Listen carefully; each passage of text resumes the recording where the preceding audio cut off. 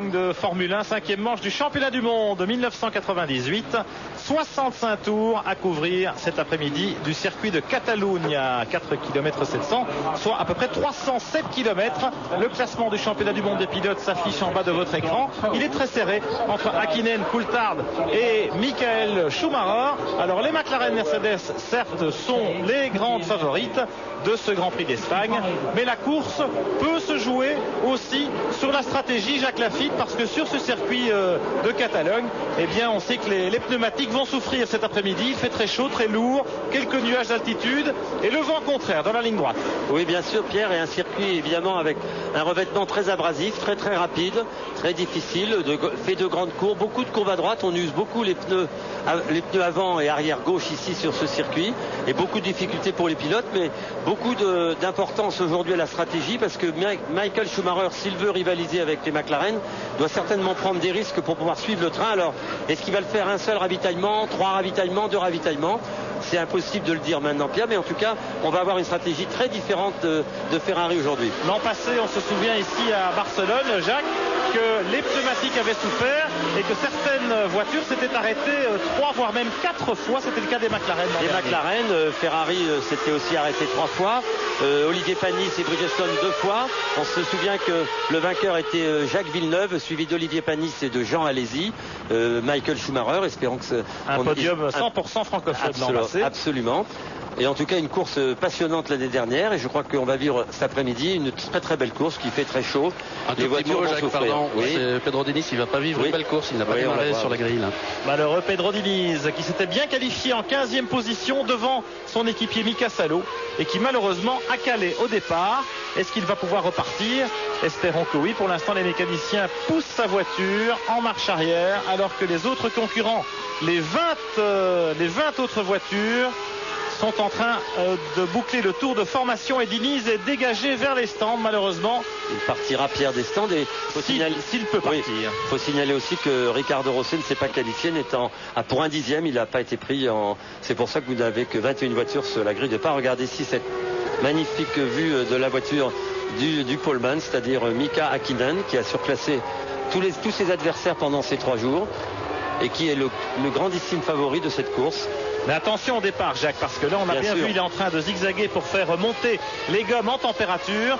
Au départ, c'est là que tout peut se jouer, parce qu'on sait que chez McLaren Mercedes, eh bien, on va peut-être pas s'attaquer outre mesure, mais que le pilote qui vire en tête au premier virage, il a peut-être un petit avantage théorique ou psychologique. Théorique, bien sûr, et psychologique peut-être, mais en tout cas, Häkkinen a été bien clair hier à la conférence de presse d'après les essais. Il a dit qu'il allait attaquer du début à la fin. Voilà Diniz dans les stands, la Rose est immobilisée. Elle n'a pas encore démarré, Pierre. Les deux Brésiliens, Pedro Diniz arrêté au stand, Ricardo Rosset pas qualifié.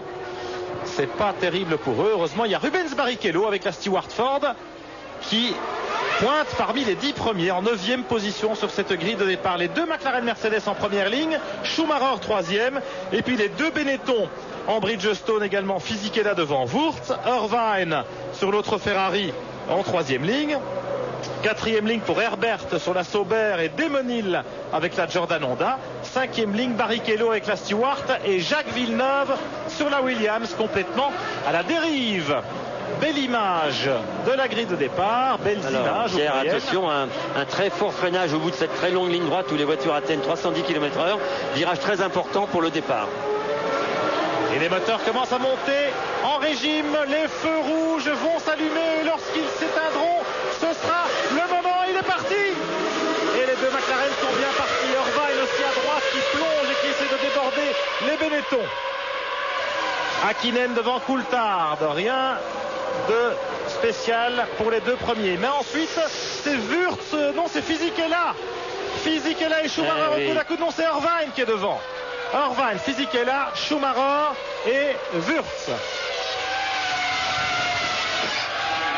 Häkkinen, Coulthard, Irvine, Fisichella, Schumacher, Wurz, les Ferrari, les Benetton. Barrichello très bien parti en 7e position. Villeneuve 8e, Herbert 9e et Demonil 10e si j'ai bien vu. Trulli a pris un excellent départ aussi, Pierre. Il doit se trouver devant son coéquipier Olivier Panis. Et Jean Alesi, il était 14e, il est 12e. Il est 12e, c'est un peu moins bien que d'habitude, mais enfin, il est là. Déjà des écarts dans ce premier tour et des choix de pneumatiques aussi très importants. Jacques Lafitte, entre les gommes dures, les gommes tendres, on va être rapidement fixé. Oui, en fait, on peut penser que en Goodyear, d'après ce que l'on sait, tout le monde est en pneus durs excepté Johnny Herbert.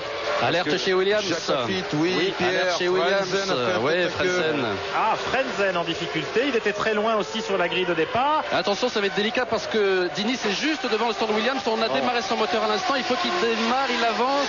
Ça va, il s'enlève. Frentzen n'aura pas de problème. Alors Diniz qui s'élance avec un tour de retard. Hakkinen, Coulthard, Irvine, Fisichella, Schumacher, Wurz.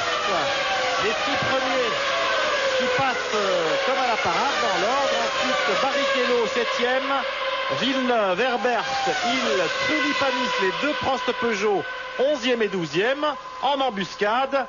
Et puis effectivement Heinz-Harald Frentzen qui n'est plus là. C'est Magnussen qui pointe en 13e position devant Salo, Takagi, Nakano, Ralf Schumacher qui a raté son départ, Tuero 18e, Jean Alesi est retombé en 19e position. Et Frentzen, il n'est pas là, il est 20e, on l'attend au stand Williams. Voilà, il vient de passer et on lui a fait signe de rentrer au prochain tour. On va voir. Et Jean Alesi a dû faire un tête à queue ou un tout droit parce que... Avec Frentzen peut-être. Oui, il y a peut-être un problème avec Frentzen. En tout cas, Mika Hakkinen, solide leader. Bon, bah Frentzen, il va continuer apparemment. On rentre le matériel chez Williams. Hakkinen tout de suite près de 2 secondes d'écart sur Coulthard. Et puis le peloton de chasse emmené par Eddie Irvine. Devant Fisichella, Schumacher, Wurz, Barrichello un petit peu isolé en 7e position. Et puis le deuxième peloton emmené par Villeneuve et Herbert. Le départ, Pierre. On le revoit au ralenti. Hakkinen bien parti, impeccable. Coulthard aussi. Très bon départ d'Eddie Irvine. C'est Wurz qui a raté le sien. Ouais. Et derrière, regardez, Barrichello qui déboîte pour éviter Herbert devant lui, qui a complètement manqué son envolée. Et puis Alesi qui essaye l'intérieur là. Trulli devant Panis. Mais tout se passe sans encombre dans ce premier. C'est l'arrière du peloton. On va voir ce qui est arrivé à Frentzen, Alesi. Voilà Frentzen en marche arrière là-bas. Et je pense que Jean Alesi doit être quelque part sur le bas-côté. Et Frentzen, eh bien, on a encore changé d'avis chez Williams. On vient de le faire rentrer. Tout le monde était au fond du garage. On a dû se parler à la radio. Et il est arrêté. Voilà, on change le museau. Voilà, on change le museau et les 4 pneus déjà. Au bout de 2 tours chez Heinz-Harald Frentzen. Pas d'essence en revanche. Bon, Frentzen 13e sur la grille. N'avait pas grand-chose à espérer de ce Grand Prix d'Espagne, qui est sa 2e patrie. Heinz-Harald, il est allemand, mais sa maman est espagnole, figurez-vous. Et bien pour la fête des mères, ici, il ne va pas vraiment s'en sortir comme il aimerait. La fête des mères en Espagne, je vous rassure tout de suite. En France, ce sera au mois de juin. Voilà Frentzen, il est reparti. Et il aborde le premier virage, l'enfilade. En 20e position.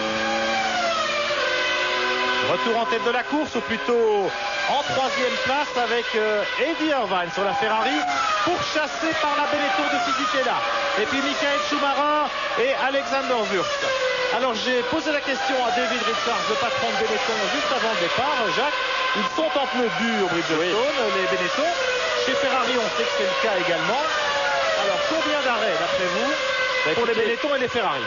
Déjà, je pense, on pourrait penser à 2 arrêts parce qu'il fait très chaud, mais pour rivaliser avec les McLaren, est-ce que les écuries vont pas prendre quelques risques de voir Eddie Irvine en 3e position devant son coéquipier? C'est pas fréquent. Michael Schumacher ne remonte pas. Est-ce qu'on ne pourrait pas penser, je penserais, que Michael Schumacher est parti avec beaucoup d'essence, avec une stratégie à très peu d'arrêts, pour essayer de contrer les arrêts, en tout cas les McLaren Mercedes, parce qu'il devait prendre des risques. En principe, 2 arrêts pour les McLaren, voilà. Mais peut-être une stratégie décalée chez Ferrari, avec un seul arrêt, en tout cas dans le chef de Michael Schumacher. Oui, si Irvine est devant Schumacher, c'est aussi parce qu'Irvine a très bien réussi son départ. Oui, mais Schumacher est généralement plus incisif en début de course. Et regardez, il ne comble pas l'écart avec Fisichella. Vous me direz, lequel Fisichella ne rattrape pas non plus la Ferrari d'Irvine, mais quand même, c'est inhabituel pour un garçon comme Michael Schumacher en début de course. Il est généralement très vite en action et regardez, il se fait un tout petit peu distancer. Sa Ferrari doit être très chargée en carburant. On pourrait penser ça, Pierre, ce qui expliquerait aussi que ce départ moins performant que d'habitude aussi. Quatrième passage, Hakkinen, Coulthard. Regardez. On revoit. Regardez Schumacher, il est enfermé. Et devant lui, il y a Fisichella et Irvine qui sont de front, coude à coude. Tout ça depuis la caméra embarquée dans la baie. Vous voyez, il a essayé de passer là, Michael, mais voilà. Il a dû lever le pied. Oui, Fisichella ne s'est pas laissé faire en attendant. Confortable avance. 4 tours couverts, 4 secondes et 8 dixièmes d'écart entre Hakkinen et Coulthard, c'est énorme. Irvine troisième, pointe à 8 secondes devant Fisichella, Schumacher, Wurz, Barrichello 7e, Villeneuve, Herbert, Demeniv 10e, Panis 11e devant Trulli et Jean Alesi 19e après la petite collision avec Frentzen malheureusement. Voilà pour ce début de course. Ici à Barcelone, une première pause dans ce Grand Prix. On revient dans un instant pour suivre ça avec les stratégies justement qui sont incertaines aujourd'hui. Barcelone dans le 7e tour du Grand Prix d'Espagne sur le circuit de Catalunya. Mika Hakkinen en tête, 7 secondes devant David Coulthard, 1 seconde au tour, l'écart est énorme entre les deux McLaren Mercedes. Irvine troisième sur la Ferrari à 12 secondes et puis Fisichella, Schumacher, Wurz, vous les voyez défiler dans la ligne droite. Jacques Lafitte, l'écart entre Hakkinen et Coulthard, comment peut-il s'expliquer? Je crois que Hakkinen a été régulièrement pas loin d'une seconde au tour plus vite que son coéquipier pendant toutes les séances d'essai. 7 dixièmes à chaque fois. Voilà, 7 dixièmes, 7 dixièmes en tout cas là. Et en course, Mika Hakkinen a décidé, il l'a dit, qu'il attaquerait du début à la fin. Il veut prouver à Coulthard et à son team que c'est lui le leader de l'équipe et que c'est lui qui doit gagner les Grands Prix si on veut être champion du monde chez McLaren Mercedes. On y est dans la McLaren. Ouais, c'est beau, regardez cette belle image. Superbe image, caméra embarquée avec un grand angle sur le sommet de l'arceau de la McLaren de Mika Hakkinen, le leader. Sur ce circuit avec des longues courbes, Jacques. Oui, qui sont enfin pas très embêtantes, mais qui posent beaucoup de problèmes aux pneumatiques parce que regardez, on est en appui très long dans toutes ces courbes à droite. Regardez encore une courbe là qui va se passer, voilà, celle-là n'est pas très longue. On va arriver maintenant la courbe la plus rapide du circuit qui commande la ligne droite des stands, 220 km/h. Voilà les stands. À fond de 6e, on est parti jusqu'à un peu plus de 300 km/h là en bas. 310 km/h. C'est la plus longue ligne droite du championnat. Plus d'1 kilomètre. Une chicane négociée en seconde. Troisième. Cette image est magnifique. Quatrième, une longue courbe à droite. Et on revient dans le peloton de chasse avec Johnny Herbert sur la Sauber, actuellement 9e. Juste derrière lui, il y a son compatriote et néanmoins ennemi Demeniv. Et puis Olivier Panis là-bas. C'est Villeneuve qui emmène ce groupe sur la Williams. Il est 8e. Herbert 9e. Hill 10e. Panis 11e. Jacques Villeneuve, le champion du monde en titre.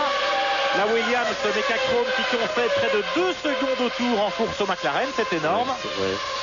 Avantage certain ici pour ce circuit, sur ce circuit aérodynamique avec des bons freinages. Pas de problème pour les freins, c'est pas un circuit de freinage très intempestif comme le prochain à Monaco, mais les freins sont quand même soumis à rude épreuve, beaucoup de refroidissement dans la ligne droite, il y a un long freinage au bout de cette longue ligne droite et puis une supériorité évidente des McLaren grâce certainement à leur aérodynamique et à leur moteur Ilmor qui est un très très bon moteur. Mais regardez... Ilmor qui est le préparateur de Mercedes V10. Bien sûr, et puis Pierre, on pourra notifier aux gens qui nous regardent que vous avez vu que les ailerons supplémentaires qu'on appelait pingouins sur les Prost ont disparu. La Fédération internationale a décidé d'interdire ces artifices aérodynamiques pour raison de sécurité. Et là nous avons devant ce peloton de chasse la Stewart Ford de Rubens Barrichello, le petit Brésilien. Les Stewart Ford qui n'étaient pas vraiment à la fête depuis le début de la saison et qui ici, grâce à une évolution du moteur V10 Ford Cosworth et au pneu Bridgestone, eh bien Barrichello revient aux avant-postes et tout le monde s'en réjouit. Oui, on a fait beaucoup de travail chez Ford, il y avait un problème avec les moteurs. Visiblement la version dont dispose aujourd'hui l'écurie qui, je vous le rappelle, n'est disponible que pour Barrichello. Son coéquipier Magnussen ne dispose pas de ce moteur.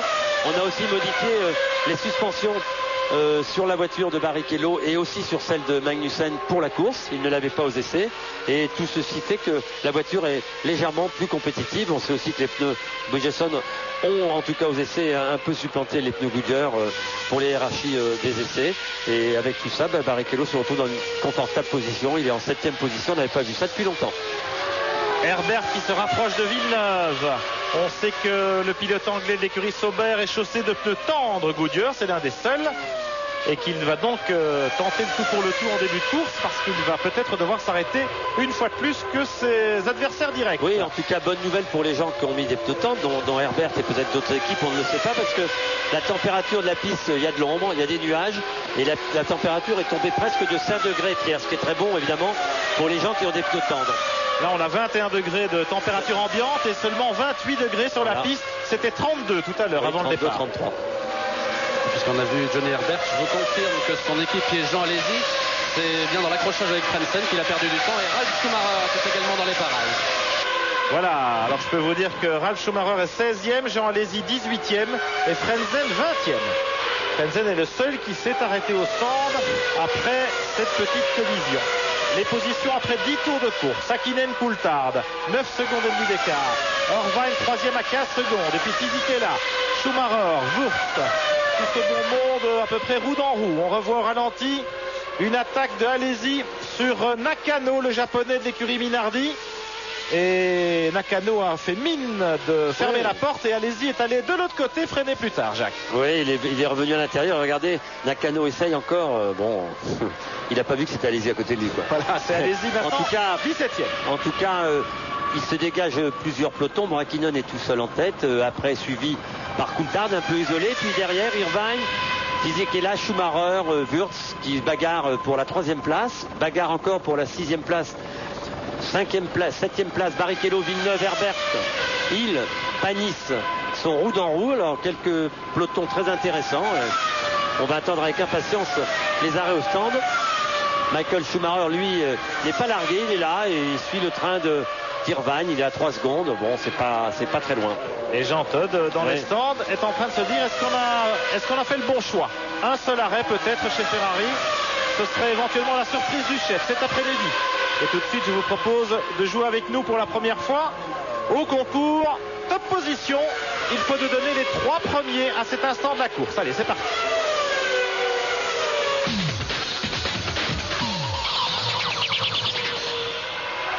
Des stages de pilotage à gagner en tapant sur votre Minitel le 3615, code TF1. Les abandons après 11 tours de course, eh bien, il n'y en a pas. Vous l'avez vu. Tout le monde est encore là. Pedro Diniz, qui est parti avec un tour de retard. Il est là, et bien là, 21e et dernier. Alors Pierre, pour répondre à votre question sur Ferrari, eh bien il apparaît, je dis bien, il apparaît que Michael Schumacher, avec la même monte de pneumatique qu'Irvine, est parti avec beaucoup plus d'essence. Ce qui expliquerait cela. Voilà, donc on met ses œufs dans différents paniers. Chez Ferrari, c'est pas mal joué. Irvine va sans doute s'arrêter 2 fois. Et Schumacher, mon petit doigt me dit que ce serait peut-être un seul arrêt. Voilà, alors il va être intéressant, Pierre, de voir aussi la réaction de McLaren Mercedes. Vous savez que dans les stands on s'épie, on voit un peu les temps autour, on commence à deviner la stratégie de l'adversaire. Est-ce que McLaren n'aurait pas pu aussi choisir de mettre pas mal d'essence dans les voitures et puis suivant la stratégie de Ferrari, suivant où en sont les voitures, de décider d'un seul ou de 2 arrêts? Écoutez, les McLaren Mercedes sont tellement supérieurs à leurs rivales sur ce circuit de Catalogne. 11 secondes d'écart entre Hakkinen et Coulthard. Et Michael Schumacher, il est déjà à plus de 20 secondes après 12 tours de course. Je pense qu'ils vont pouvoir ravitailler à l'aise. Oui, mais je veux dire, est-ce qu'ils vont prendre le risque de s'arrêter? Il y a toujours un risque de s'arrêter au stand, de caler le moteur, de perdre beaucoup de temps. Donc, est-ce que c'est nécessaire? Ça va dépendre, je vous le dis, de la quantité d'essence emmenée par les voitures. On le saura un peu plus tard. Eddie Irvine en 3e position sur l'autre Ferrari. Eddie Irvine qui effectue une très brillante saison. Il est plus proche de son leader, de son chef de file Schumacher en qualification. Et en course, ma foi, il est régulièrement aux avant-postes. On l'a déjà vu 2 fois sur le podium. Absolument, Pierre.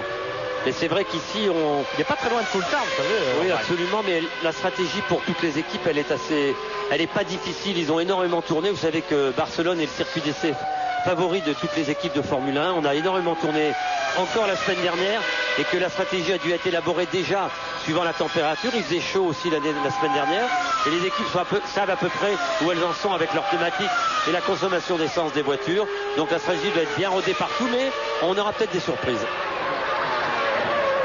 Alors Vine. En tout cas, Mika Hakkinen, lui caracole, il tourne en 1.25.4, alors que Coulthard, Irvine, Fisichella, Schumacher sont en 1.26, Wurz aussi, et que les pelotons après, Barrichello, Villeneuve, Herbert, Hill, Panis sont tous en 1.27. 12 secondes d'écart entre Hakkinen et Coulthard, c'est énorme. On peut se poser la question là aussi, peut-être que Coulthard a embarqué davantage d'essence ou qu'il essaierait de se décaler par rapport à son équipier. Non. Ou alors c'est vraiment Hakkinen qui est absolument intouchable sur cette piste. Oui, moi je crois que c'est Hakkinen parce que je vois pas l'intérêt de Coulthard de partir avec une stratégie différente puisqu'ils sont largement en tête. On pensait qu'il n'y aurait pas trop de problèmes pour les McLaren. Alors est-ce qu'on a eu peur d'une réaction de Schumacher et de Ferrari? C'est possible, mais comment expliquer, Jacques, que les styles de pilotage soient à ce point différents entre Hakkinen et Coulthard et que sur certains circuits, les deux derniers circuits visités, par exemple à Buenos Aires et à Imola, Coulthard a dominé son équipier Hakkinen très nettement à Imola, et ici, eh bien, c'est l'inverse. Peut-être que la voiture d'Hakkinen n'était pas parfaitement, la mise au point n'était pas parfaite pour ces circuits, mais on peut penser aussi que Mika Hakkinen étant leader du championnat du monde, il a un peu levé le pied pour voir ce qui allait se passer, marquer des points, assurer son titre par rapport à son coéquipier, et que là, se voyant repris, il faut rappeler que Coulthard est à 3 points et Schumacher à 6, et que il veut prouver qu'il est le maître à bord et dans son équipe et sur la piste par rapport à Ferrari, et il est en train de le faire. Moi je crois que c'est surtout ça pour moi la motivation première de Mika Hakkinen. Et puis c'est vrai que Mika est un excellent pilote et qu'il y a certains circuits qui conviennent mieux à des pilotes qu'à d'autres, et c'est peut-être le cas en tout cas en ce moment pour Mika Hakkinen. Très en confiance Hakkinen en tout cas sur cette piste du circuit de Catalunya ici à Montmelo. David Coulthard n'a pas vu le jour du week-end, si je puis me permettre l'expression. Vous avez vu la Ferrari là, on sait que les Ferrari utilisent les échappements, on ne le voit pas très bien à l'image, mais vous voyez, on l'a vu un peu, partent pas en dessous des pontons, mais au-dessus de la carrosserie à l'arrière, juste devant l'aileron. Un petit mot pour vous dire que Jean Alesi poursuit sa remontée. Regardez, il rejoint maintenant Takagi et Ralf Schumacher dans le peloton. Jean Alesi qui est parti quasiment bon dernier après le tête à queue de Frentzen et la petite sortie de piste. Il a une voiture très souvireuse, Jean, il n'est pas très content, il est en pneu dur, mais ici à Barcelone, un circuit qui a souvent réussi. La course n'est pas finie. La course n'est pas finie. Et il remonte. Alors donc les Ferrari utilisent pour la première fois ce système d'échappement au-dessus de la carrosserie. On s'était demandé si ça allait pas perturber l'aileron arrière. Visiblement, Michael Schumacher a réalisé son meilleur temps hier aux essais qualificatifs en mettant beaucoup plus d'appui sur sa voiture, ce qui tendrait... On pourrait penser que ça retire un peu d'appui à la voiture, mais Michael Schumacher trouve cette voiture beaucoup plus agréable à conduire. Elle le surprend moins dans les courbes, et c'est pour ça qu'on a adopté chez Ferrari cette nouvelle sortie d'échappement. Nouvelle configuration, effectivement, avec des échappements qui sortent depuis les pontons latéraux en hauteur et non plus à l'arrière, ce qui dégage un peu les extracteurs. La Ferrari qui a donc un comportement plus sain désormais. Et on suit la bagarre avec Takagi sur la Tyrrell, Ralf Schumacher et la Jordan Honda, et Jean Alesi sur la Sauber. Schumacher et Alesi ont tous les deux été surpris par la sortie de Frentzen tout à l'heure. Ils ont perdu quelques plumes. Ils sont en train de remonter de conserve dans le peloton. Ralf Schumacher sur la Jordan Honda et Jean Alesi avec cette Sauber Petronas. Oh là, il rentre au stand, Jean, je ne l'ai pas vu passer. Non. Il reste 50 tours de course.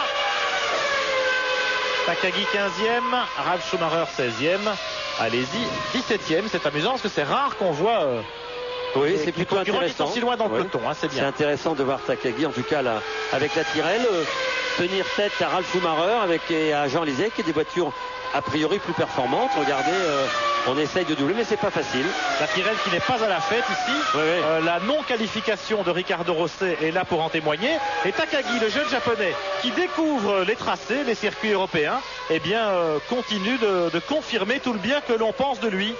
C'est le protégé de Honda, et on parle déjà de lui pour rouler chez Honda l'année prochaine, peut-être avec l'écurie Jordan, et puis avec la nouvelle écurie alignée par le constructeur japonais qui a annoncé qu'il allait revenir en F1 avec un châssis et un moteur 100% Honda. Pierre. Ça s'active devant. Oui, pardon. Oui, non, je fais appel à votre mémoire. Je crois qu'on peut même dire que Takagi est probablement le meilleur pilote japonais qu'on ait jamais vu. Même mieux que Nakajima. Mieux que Nakajima, peut-être même que Suzuki et Katayama. Takagi, en tout cas, est un véritable espoir. En tout cas, ça s'active devant Pierre. Les temps, la température de la piste, en tout cas, les voitures vont plus vite. Ça se rapproche. Hakkinen n'a pas levé le pied, mais il est un peu moins rapide qu'il ne l'était en début de course. Et derrière, Irvine commence à attaquer. Il est en 25-8, Coulthard en 25-9. On reprend un peu de chance. Schumacher est revenu dans les roues de physique. Et là, il a 1 seconde 6. Il se rapproche. Rien n'est terminé. Il est attaqué pendant 15 tours, Hakkinen, et là il semble un petit peu lever le pied, contrôler. En tout cas, l'écart s'est stabilisé avec Coulthard à 13 secondes. Irvine pointe à 19 secondes. Irvine qui a un peu fait le trou par rapport à Fisichella et à Michael Schumacher. Et puis Alexander Wurz sur l'autre Benetton, 6e à 4 secondes de Michael Schumacher. Donc les écarts se creusent. Barrichello, 7e, est à 39 secondes du leader. 40 même, et à 12 secondes du peloton qui le précède, mais il n'a plus que 2 secondes et demie d'avance sur Jacques Villeneuve, 8e. Le voilà, Jacques, qui emmène le peloton de chasse avec Herbert, Hill, Panis, roue en roue. Hill et Panis qui ont perdu un peu de temps sur Herbert et Villeneuve. Alors, on a vu là, furtivement à l'image, Olivier qui n'est pas aussi près que ça de Damon Hill. Il n'est pas en mesure de l'attaquer pour le moment. 1 seconde et demie d'écart. On a un peu l'impression, Jacques, que dans les premières parties de course, c'est peut-être Jacques Villeneuve qui a allumé un peu au freinage, dans les premières parties de course, on a un peu l'impression que les pilotes restent sur leur position et qu'ils attendent les ravitaillements pour rentrer dans le vif du sujet. Oui, pour savoir où on en est, on est un peu inquiet. Les ravitaillements, on en parle, eh bien les voici, les voilà. Et c'est chez Prost qu'on se prépare. Oui, parce que quand on regarde notre roulis au passé, il avait l'air d'être un petit peu plus lent qu'au tour précédent. Vous parlez d'une petite fumée. On va surveiller la bagarre Herbert-Villeneuve. Voilà. Il y a un drôle de bruit d'échappement lorsque les deux hommes passent devant nous. Ils ne se quittent pas tout à l'heure. Alors on ne peut pas les dissocier, mais il y a vraiment un drôle de bruit d'échappement. Et Villeneuve, il allume les pneus plus souvent qu'à son tour. Vous savez, Pierre, on arrive au 18e tour. On est au tiers de la course à peu près. C'est maintenant qu'on va commencer à ravitailler. Alors, on commence à avoir de grosses usures sur les pneumatiques. Et il va être il y a des rainures encore sur les pneus, on les voit bien. Il va être intéressant de voir dans les tours qui suivent ce qui va se passer. On en saura un peu plus, en tout cas sur la stratégie de toutes les écuries. Alors, Jacques Villeneuve avec la Williams en 8e position, Jacques. Alors que sa voiture porte le numéro 1, il est champion du monde. L'an passé, ici à Barcelone, il avait dominé le Grand Prix, s'était baladé. Voilà Panis qui rentre. Premier ravitaillement dans ce Grand Prix, c'est Olivier Panis avec la Prost Peugeot. On est peut-être parti pour 2 arrêts. 2 arrêts, on fera 2 arrêts chez Prost.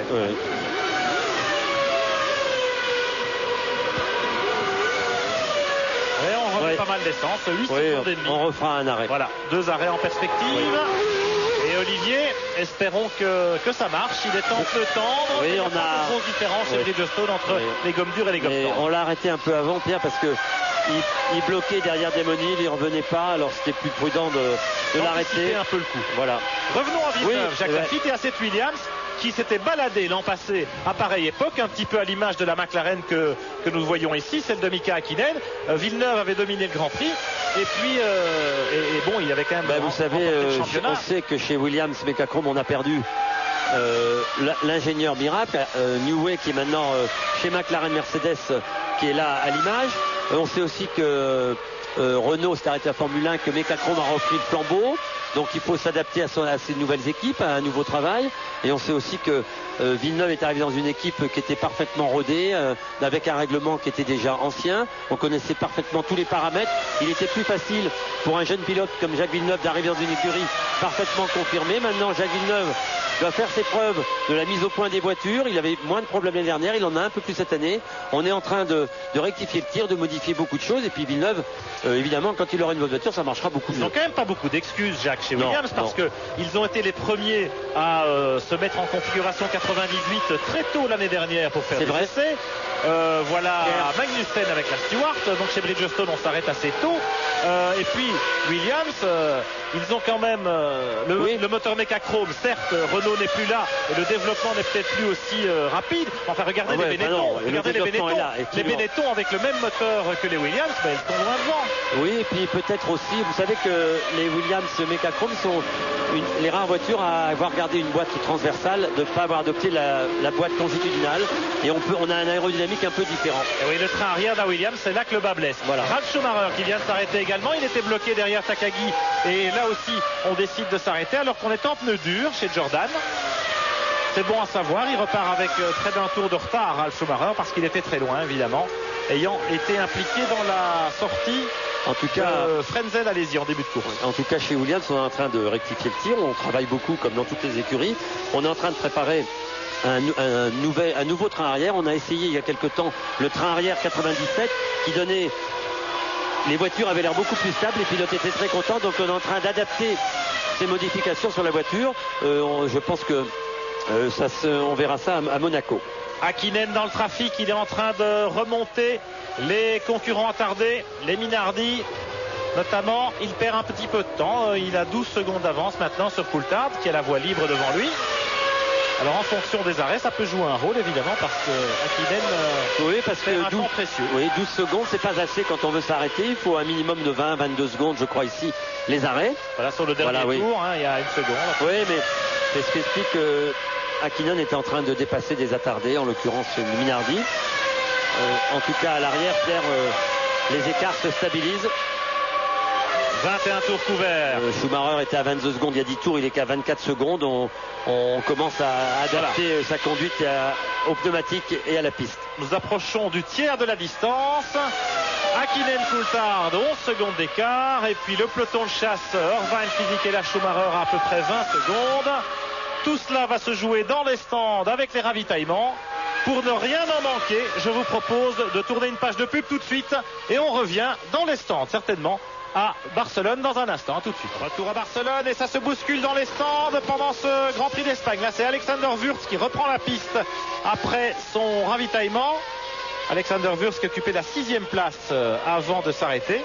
Et les 5 hommes de tête, Hakkinen, Coulthard, Irvine, Fisichella et Michael Schumacher, n'ont pas encore ravitaillé, contrairement à certains de leurs poursuivants.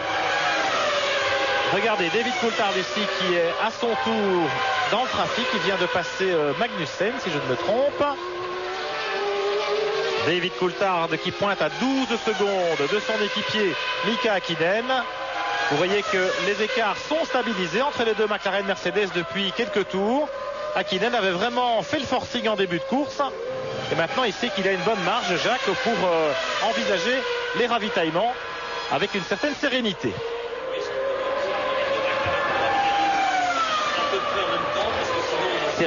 Voilà, Jacques. Oui, ça veut dire que les deux McLaren Pierre vont ravitailler en même temps, au même moment, qu'il n'y a pas de stratégie différente, parce que sinon je crois qu'Hakkinen aurait encore accéléré. Regarde, il est en train d'accélérer d'ailleurs. Alors, Pierre, oui, Jean-Louis. Pierre, vite, on se prépare chez Ferrari et c'est pour Eddie Irvine. Et chez Benetton pour Fisichella.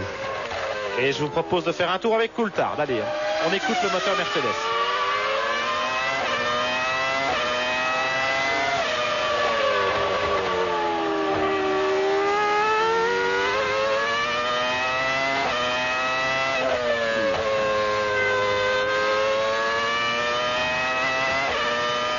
C'est beau, hein. Caméra un peu différente, mais c'est magnifique. Ouais, c'est beau. Ça donne envie. Hein. C'est mélodieux. Ça me donne envie. Hein. Encore 2 semaines de patience, Jacques, et vous allez retrouver votre Porsche à Monaco pour la Coupe Porsche. Absolument. David Coulthard, Mika Hakkinen, 12 secondes d'écart entre les deux leaders. Non, mais Mika Hakkinen, ça l'énerve. Alors, il vient de repartir. 25e tour, il vient de faire le record du tour, une 24-2. Voilà. Expliqué à David Coulthard. Arrêt de Jean, allez-y. Oui. Jean Alesi qui était 13e. Et Jarno Trulli également qui s'arrête chez Prost. On a eu juste le temps d'enlever les anciennes roues de Trulli pour laisser passer Alesi qui repart.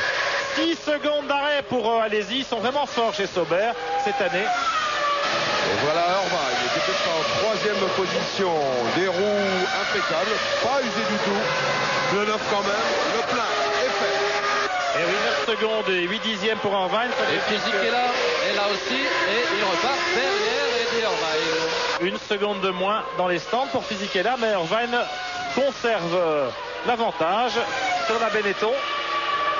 Il est où Fisichella? Le voilà, il sort à son tour. Alors ces deux-là vont s'arrêter 2 fois, c'est une certitude. Il reste 40 tours de course. Mais pour les McLaren et pour Michael Schumacher... Oui, on en a parlé en début de course, Pierre.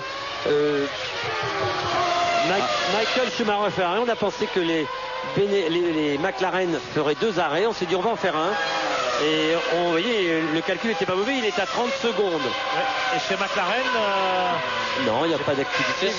On vient de sortir à l'instant, ça y est. Oui, on va comme un diable de savoir. Et voilà, Mika Häkkinen. La trappe d'essence est ouverte à quelques mètres seulement de son stand de ravitaillement pour Mika Häkkinen. Très calme, les mécaniciens, ils savent qu'ils ont un peu de temps. Tout va bien, le plein est tout fait et il repart. Il repart et il s'arrêtera encore une fois parce qu'on a remis un peu d'essence, mais pas assez pour aller au bout. C'est ce qui va faire les affaires de Schumacher et d'Irvine si on s'arrête 2 fois et que Schumacher ne s'arrêterait qu'une seule fois. En tout cas, c'est la stratégie décalée tentée par Ferrari. Et c'est le suspense dans ce Grand Prix. Je crois que comme d'habitude, à l'habitude, Jean Todt chez Ferrari va... Et non, Ça y est, ça part. Je vous dément, non, Ouais. on se prépare pour Michael Schumacher. Mais vous savez, Jean-Louis, on est presque à mi-course. 26 tours, 65. Si on met pas mal d'essence, on peut peut-être aller au bout. On va avoir l'usure des pneumatiques et décider de la stratégie. Tout dépend de l'usure des pneus. Et je pense qu'en arrêtant Eddie Irvine d'abord chez Ferrari, on s'est aperçu que les techniciens de Goodyear ont dû regarder où en étaient les pneumatiques. Et en fonction de ça... Je peux vous dire, ils étaient pratiquement comme neufs. Les bandes de roulement, les rainures, tout ça, c'était nickel chrome. Exactement pareil pour Häkkinen. Et puis vous avez pu observer, on parle souvent de l'espionnette aiguë en Formule 1. On attend le tout dernier moment dans les top teams maintenant pour sortir. On ressort là pour accueillir Coulthard.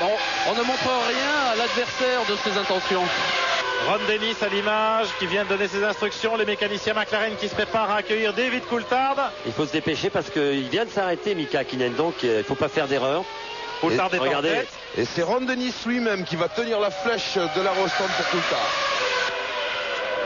On attend Coulthard, le leader. Le voici. Leader très éphémère, évidemment. Le voilà. Alors j'ai calculé 17 secondes exactement entre le moment où les mécanos sont sortis et le moment où Coulthard est rentré. Vous voyez qu'on fait vraiment ça au tout dernier moment. Un peu moins d'essence peut-être. Allez, c'est reparti. 5 dixièmes de plus. Et voilà Schumacher. Alors, grosse poussière de frein.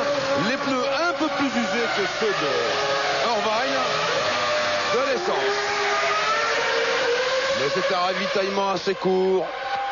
Oui, je pense que Schumacher s'arrêtera 2 fois également. Sans doute une question d'usure des pneumatiques. Le voilà qui repart. Schumacher juste devant Irvine. Si je ne me trompe pas. Oui, c'est ça, Pierre. Et il a bien réussi son coup, en tout cas en restant en piste un petit peu plus longtemps. Parce qu'il va repartir devant Irvine et Fisichella, Schumacher. Villeneuve. 9 secondes 4 chez Williams. On n'est toujours pas les champions du monde des ravitaillements. Et Jacques, il va peut-être perdre une place ou 2 parce qu'il y avait Herbert derrière lui. Bien sûr. Et il y avait Olivier Panis qui s'est arrêté très tôt. Alors après cette valse, cette cascade de ravitaillement, on va faire le point. Pierre, attentivement. Pour le moment, toutes les voitures ont ravitaillé, voilà. C'est très simple, ça y est, tout le monde s'est arrêté une fois. Le seul qui a rendu visite à son stand à 2 reprises, c'est Frenzen, mais il était rentré au stand au premier tour pour changer le capot avant de sa Williams. Après une excursion hors piste, on attend le prochain passage pour faire le point. Voilà Häkkinen qui coupe la ligne pour la 28e fois. Nous ne sommes pas encore à mi-course. Mika Häkkinen qui a le Grand Prix bien en main, mais souvenez-vous de Imola il y a 2 semaines et de cet incident mécanique. La fiabilité des McLaren Mercedes n'est pas non plus garantie à 100%. Alors David Coulthard était à 12 secondes environ de Häkkinen avant le ravitaillement. Là il pointe à 14 secondes. Michael Schumacher a pris la 3e place avec la Ferrari. C'est bien joué. Il est à 28 secondes d'Häkkinen. Regardez Irvine et Fisichella au coude à coude. Ça se touche. Voilà. Et c'est l'élimination. Oui, mais vraiment. Et après les ravitaillements, c'était tout juste. Il était reparti juste devant et Fisichella n'a pas l'air content. Bah oui, mais franchement, on va revoir l'image, Pierre, mais je crois que les 2 pilotes sont responsables de ce qui vient d'arriver. On vient de repartir des stands. La course, encore, on n'est pas à mi-course. Il y a du temps et voilà, ça va faire les affaires. J'aimerais bien revoir le truc, mais je crois que on n'était pas en position de dépasser pour Fisichella. Vous avez parlé de cette longue ligne droite, Ouais. Jacques. Alors effectivement, c'est tentant. Bravo, vous voyez, Irvine qui dit il est en bravo train de à féliciter Fisichella. C'est rare, mais je crois que très sincèrement, le pilote Ferrari n'est... Bon, c'est dur de donner les responsabilités. On se trouve ridicule quand on est dans cette position, que ce soit pour Fisichella ou pour Irvine. Mais c'est vrai que c'est un peu dommage. Les voitures étaient performantes. Fisichella faisait une belle course et il s'engueule. Et voilà. Ils étaient en bagarre pour la 4e place. Voilà. Regardez, c'est toujours intéressant. Et il n'est pas content non plus, Fisichella. Alors regardons la tête que fait, oui. Irvine lui s'en fout, il se gratte la tête. C'est pas grave, regardez, on va pas revoir. Voilà. Si, bien sûr qu'on va le revoir. Il repart des stands. Déjà, là on revoit Schumacher qui part juste devant Fisichella, Irvine. Et Irvine prend l'avantage. Non, regardez, il fait en travers, il a freiné trop tard. Mais attendez, c'est pas là qu'il se touche. C'est là, c'est maintenant. Non, ça c'est une autre fois. C'est le tour d'après. Ouais, exactement. Voilà le tour d'après. Le tour suivant, Schumacher est devant. Et Fisichella essaye de déboîter. Irvine ferme la porte. Ouais, voilà. Et il essaye de freiner, de faire l'extérieur à l'entrée de la grande courbe. Mais Irvine est toujours là. Et ça passe pas. Et oui, évidemment, la position d'Irvine était plus confortable que celle de Fisichella. Mais Fisichella très énervé par la situation, il s'est fait bouchonner en fait par Irvine et il s'est dit je vais te passer à l'extérieur. Il est jeune, talentueux, regardez, on le voit, il est en colère parce que il n'a pas accepté qu'on est au milieu de la course, on pouvait se laisser dépasser et essayer de le repasser après. Bon, une voiture de moins pour Ferrari. Ouais, en tout cas une voiture de moins pour Ferrari et pour Benetton, et c'est dommage pour les deux pilotes, mais bon, je crois que il est difficile de donner des torts, mais le geste d'Eddie Irvine n'était pas très beau. Bouchonner à 25 tours, à 30 tours de l'arrivée, c'est pas une chose qu'il faut faire en Formule 1. Un peu bouillant, Fisichella, et puis Irvine. Oui, et puis il faut savoir faire qu'il est très difficile de dépasser à l'extérieur dans une courbe à droite. C'est une position très inconfortable pour le pilote qui est à l'extérieur. Il suffit que Irvine reste à l'intérieur, et ce qui a été le cas là, mais bon, ça ira mieux demain pour les deux pilotes. En tout cas, ça fait les affaires des poursuivants. Wurz se retrouve en 4e position. Oui. Il se bagarrait pour la 4e place, Irvine et Fisichella. Et qui étaient donc les 3 premiers? Eh bien, c'est ce qu'on vous demande tout de suite pour jouer avec nous. Top position.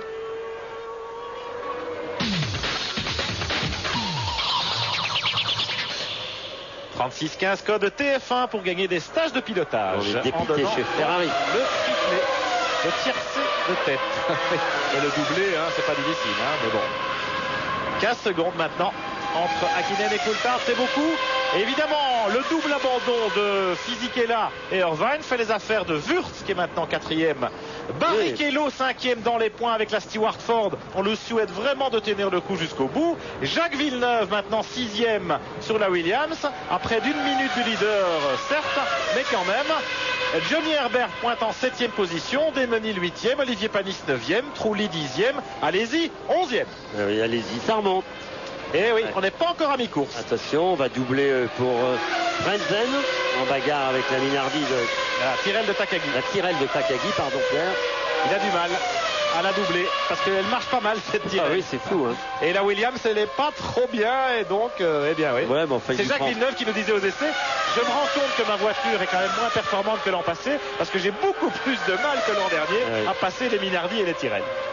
Oui, c'est un bon aveu. Entre-temps, elles ont gagné 2 cylindres aussi, les Minardi et les Tyrrell, en passant du V8 Ford au moteur V10 Zetec R de Cosworth. Michael Schumacher pointe derrière ces deux pilotes. On le voit là. Il va perdre un peu de temps, mais il est 3e, Michael Schumacher. Oui, mais Wurz n'est pas loin, 9 secondes derrière. Barrichello, très belle position pour le pilote brésilien au volant de la Stewart Ford. Et 5e, oui, tout de suite, on va voir dans les stands Jean-Louis Moncet. Vous êtes avec Christian Blum, l'ingénieur motoriste de Fisichella. Oui, Christian Blum qui évidemment, vous le voyez, est extrêmement déçu. Extrêmement déçu, une fois de plus on peut remarquer la bêtise d'Irvine sur la piste. Je crois que c'est quelque chose de notable qui se passe depuis des années, que j'ai connu l'année dernière déjà avec un autre pilote, et je crois que ça se reproduit cette année. Il serait temps, je crois, de prendre des sanctions contre lui. Il était largement dépassé, je crois qu'il avait fait l'erreur, il était largement plus lent, donc Giancarlo était passé, il l'a volontairement sorti. Physiquement, ça marchait bien pour lui, la télémesure. Très bien, c'était under control, il n'y avait aucune raison de s'inquiéter et on gérait notre course. Bien, et bien voilà, c'est net et sans embâche. À tout à l'heure. Entre-temps, Schumacher a passé Frentzen. Frentzen est à un tour, évidemment. Alors Jacques, il y a toujours à boire et à manger évidemment. Hein. Fisichella, Irvine, bon Christian Bien Blum sûr. forcément. Très déçu. Il est très déçu. Et c'est vrai voilà. que vous savez, moi j'ai jamais aimé, quand je faisais la course automobile, quand un pilote vous rejoint, vous avez fait une petite erreur à la course d'avant, il faut accepter la loi, c'est-à-dire se faire dépasser quand même. Mais bouchonner 30 tours avant l'arrivée, c'est-à-dire bouchonner, vous avez vu la voiture se déporter sur la route pour empêcher Fisichella, qui était plus rapide aspiré par la voiture, qu'aller dépasser à l'intérieur, faire un vrai dépassement comme ça doit se faire en course automobile. Il a été freiné par Fisichella et regardez, voilà, là c'est un vrai dépassement. C'est Frentzen qui s'écarte. Hein. Il Voilà. sait qu'il a un tour de retard sur Schumacher et il s'écarte sportivement. Voilà. Et là, certainement, Irvine avait dû faire une erreur dans la courbe précédant la ligne droite. Fisichella est arrivé beaucoup plus vite. Irvine intelligemment s'est mis complètement à droite. C'est une position qu'on devrait, en principe, les commissaires devraient faire une petite réflexion à Irvine en lui disant attendez, c'est pas la fin de la course, bouchonner à 30 tours de l'arrivée, ça se fait pas. Souvenez-vous, l'an passé, Irvine, il avait été arrêté, pénalisé parce que il avait bouchonné de façon outrancière dans ce Grand Prix d'Espagne ici même à Barcelone. Alors vous savez, c'est pas parce qu'on fait une erreur avant dans la courbe précédant la ligne droite que l'on doit la faire payer au pilote qui vous suit. Les erreurs, faut les payer soi-même. Alors, bagarre dans les points pour la 5e place entre Barrichello sur la Stewart blanche et Jacques Villeneuve et la Williams rouge. Pas très loin derrière eux, Johnny Herbert avec la Sauber bleu marine. 3 pilotes, Barrichello, Villeneuve et Herbert, qui peuvent espérer marquer des points au championnat ce soir. Oui, et puis Damon Hill à 5 secondes d'Herbert, panisse toujours dans les roues de Damon Hill. Rien n'est fini pour ces pilotes, la course est longue, on est à mi-course, c'est pas fini. Et chez Stewart, eh bien, on doit respirer parce que la pression est très forte.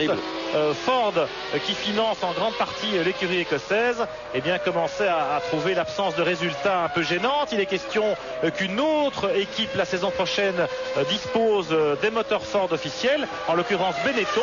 On sait qu'il y a des négociations actuellement entre les responsables de Benetton et Ford Cosworth. Là, c'est la Ferrari d'Irvine et la Benetton Fisichella qui sont dégagées. Et donc chez Stewart la pression était grande. Il y a aussi une pression qui s'exerce sur Jan Magnussen, l'équipier de Barrichello. Il a bien failli ne pas courir ici à Barcelone. Il aurait pu être remplacé par le Hollandais Jos Verstappen qui était chez Tyrrell l'an dernier. Mais le manager de Verstappen a eu des prétentions complètement hors sujet. Il a des prétentions non seulement financières mais également des garanties de contrat à long terme que Stewart et Ford n'étaient pas en mesure de lui proposer. Retour au stand de Jarno Trulli sur la Prost Peugeot. Deuxième arrêt de l'Italien déjà. Non, il devait y avoir certainement un problème pour Trulli qui s'est arrêté à peine 12 secondes d'arrêt. 12 secondes d'arrêt. Il y avait un problème, peut-être un train de pneus qui ne convenait pas au pilote italien, certainement un petit problème sur la voiture ou en tout cas certainement avec les pneus. Ça va faire les affaires de Jean Alesi qui va rentrer dans les 10 premiers. Je vous rappelle qu'il était 19e au premier tour, Jeannot. Oui, il remonte. Je ne sais pas ce qui lui arrivait toujours à Jeannot. Hein. Mais avec Frentzen, c'est ce que Marc nous a dit tout à l'heure. On l'a pas vu. On revient sur Barrichello, Villeneuve et Herbert. Oui, Herbert est là. Hein. Barrichello, dont la Stewart Ford est chaussée de Bridgestone. Ensuite, nous avons Jacques Villeneuve sur la Williams PK Chrome en pneu Goodyear à gomme dure. Johnny Herbert, lui, dispose d'une Sauber Petronas en gomme tendre Goodyear. Et puis voilà Damon Hill sur la Jordan Honda et Olivier Panis sur la Prost Peugeot. Ils sont pas loin. Et la bataille pour marquer des points ce soir, il y a du monde qui prétend marquer des points. Pour Stewart, ce serait inespéré de marquer 1 ou 2 points parce qu'il n'y a jamais que 5 écuries qui sont classées au classement des championnats des constructeurs actuellement. On a remarqué aussi que Alexander Bourse occupe sa 4e place favorite. Tous les grands prix depuis le début de la saison. Allez-y dans les stands. Oui, allez-y, Jacques, allez-y dans les stands. Allez-y, deuxième arrêt. Avec des pneus durs, Jean, c'était peut-être pas le bon choix aujourd'hui, effectivement, parce que la chaleur n'est pas au rendez-vous. Et Johnny Herbert, son équipier, a choisi des pneus tendres. Et oui, Pierre, très souvent en course automobile, on pense être mieux avec des pneus tendres et on s'aperçoit que si la température de la piste n'est pas adéquate, et ben les pneus tendres fonctionnent beaucoup moins bien que des pneus plus durs, et c'est souvent aussi l'inverse. Aujourd'hui, les pneus durs ne doivent pas prendre à cette température et Et Jean, malheureusement, vous savez que la réglementation fait que quand vous avez choisi les pneus durs, vous les avez pour toutes les courses. On ne peut pas changer. Et il avait prévu un seul arrêt, oui. Jean-Lévis, mais il nous l'a dit. Et il va en faire 3. Alors, Barrichello, Villeneuve, Herbert, le groupe de chasse, 35 tours couverts, la mi-course est dépassée. Hakkinen, Coulthard, c'est le calme plat, 14 secondes et demie entre les deux McLaren. Michael Schumacher, troisième, est à 32 secondes. Wurz, quatrième, à 44 secondes. Barrichello, cinquième, à plus d'une minute. Mais il est talonné par Villeneuve. Van Vliet, voici Eddie Irvine, on va écouter son opinion. Ça risque d'être intéressant. En irlandais dans le texte. Eddie, can you tell us what happened? Qu'est-ce qui est arrivé? Après le ravitaillement, on a mis beaucoup d'essence. La voiture était bien. Petite erreur.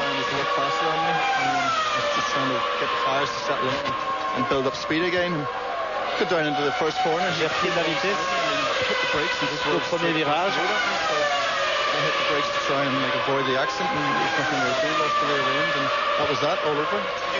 Bon, Marc, je vais vous demander de traduire vous-même parce qu'ici en cabine, on n'entendait absolument pas ce que vous déclarez, Eddie Irvine. On n'entend pas parce que c'est une bagarre et qu'il y a beaucoup de monde. On va remettre notre micro pour qu'il vous le redise de lui-même, Eddie Irvine, ce qui s'est passé. En fait, il expliquait donc le problème avec Fisichella. Je crois qu'il reconnaît son erreur quand même. Moi, franchement, on n'a pas compris. No, as far as I could see, Shell just came alongside me and hit the brakes and swerved right, and I hit the brakes to try and avoid, colliding with him, and should have was touched. Just see it on the video. Bon, il a tenté, semble-t-il, de se freiner pour éviter la Benetton quand il a constaté qu'elle faisait l'extérieur. Mais franchement, on n'entend rien, Marc. Et puis en plus, ça résonne ici. Voilà, Eddie Irvine qui essaye de s'expliquer, mais il n'a pas l'air. Voilà, il n'est pas tout à fait droit dans ses bottes. Non, il n'a pas l'air confortable, Eddie Irvine. Un petit point de règlement pour vous dire et compléter ce que vous disiez tout à l'heure, Jacques et Pierre, c'est qu'il ne pourra pas quitter le circuit, il sera naturellement convoqué à la direction de course. C'est la règle. Oui, absolument. Les commissaires sportifs peuvent en effet entendre les pilotes après la course. Et les pilotes doivent rester à la disposition de la direction de course jusqu'à 1 heure après l'arrivée. Bon, est-ce que ça va mieux maintenant, Pierre? Est-ce qu'on m'entend? Oui. Bon, en fait, c'est qu'il y a beaucoup de monde et que les ondes se chevauchent un petit peu. Eddie Irvine, effectivement, il est un petit peu penaud. Et je crois qu'il reconnaît vraiment sa faute. Erreur de freinage, erreur de sa part, erreur d'appréciation. Merci Marc. Bravo. Eh bien, la bagarre continue dans le peloton. Vous voyez, Barrichello, Villeneuve, Herbert. Je vous propose de marquer une nouvelle pause dans ce Grand Prix d'Espagne. On tourne une page de pub et on revient pour vivre les deuxièmes ravitaillements des hommes de tête. À tout de suite. Barcelone dans le 40e des 65 tours de ce Grand Prix d'Espagne de Formule 1. Et la nouvelle, Jacques Lafitte, c'est que derrière les deux McLaren Mercedes absolument irrésistibles, Hakkinen et Coulthard, Michael Schumacher, ici à l'image, qui est en troisième position sur la Ferrari, eh bien, il va devoir s'arrêter au stand. Il va devoir s'arrêter. Il a un penalty stop and go de 10 secondes parce qu'il était sorti trop rapidement des stands. Le voilà. Excès il va perdre sa troisième place. Et il est pénalisé, Michael Schumacher. Un arrêt de 10 secondes obligatoire. Regardons si Wurz repart devant lui. Le voilà. On a mis de l'eau en position de ses pneus arrière à Schumacher. On a versé un petit peu d'eau avec un verre pour qu'il puisse refroidir ses pneus. Oui, Pierre, je vous le dis en très mauvaise repart devant. Oui, mauvaise nouvelle, il n'y a pas seulement Wurz qui repasse devant Schumacher. Je pense qu'il y a aussi Barrichello, Villeneuve. Il y a le peloton là. Non, c'était des attardés. C'était la sirène de Takagi. Ouais. Alors il va repartir 4e, Michael Schumacher. Le voilà, il repart derrière une Hakkinen. Ah oui. Enfin, on verra ça au passage suivant. Hakkinen qui évidemment va lui prendre un tour. Le voilà, Mika. Confortable leader de ce Grand Prix d'Espagne. 13 secondes d'avance sur son équipier David Coulthard avec l'autre McLaren Mercedes.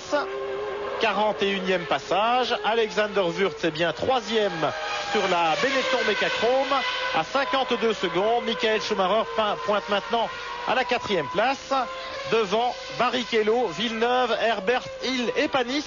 5 voitures qui sont en bagarre pour les points de la 5e et de la 6e place à l'arrivée de ce Grand Prix. La course est loin d'être jouée pour les places d'honneur, même si en tête, on peut dire que Mika Häkkinen maintenant a adopté non pas un train de sénateur, parce qu'il vient de tourner en 1.24.5, Jacques, mais il domine son sujet avec une rare aisance. Oui, oui, les voitures sont formidables, Mika est très à l'aise, Coulthard a beaucoup de mal à suivre la cadence. Il a foncé à suivre la cadence. Il assure la 2e place. Voilà Frentzen dans les stands pour un ravitaillement planifié. Le voilà. El Saral, c'est son 3e arrêt. Le premier, c'était après sa sortie de route du premier tour. Et là, maintenant, eh bien, c'est son 2e véritable ravitaillement. Frentzen qui est très loin au classement après son accident du départ, du premier tour. Ça ravitaille du côté de chez Minardi aussi. C'est Nakano. On ressort des stands avec Frentzen pour aborder ce virage dans lequel Irvine et Fisichella se sont accrochés tout à l'heure.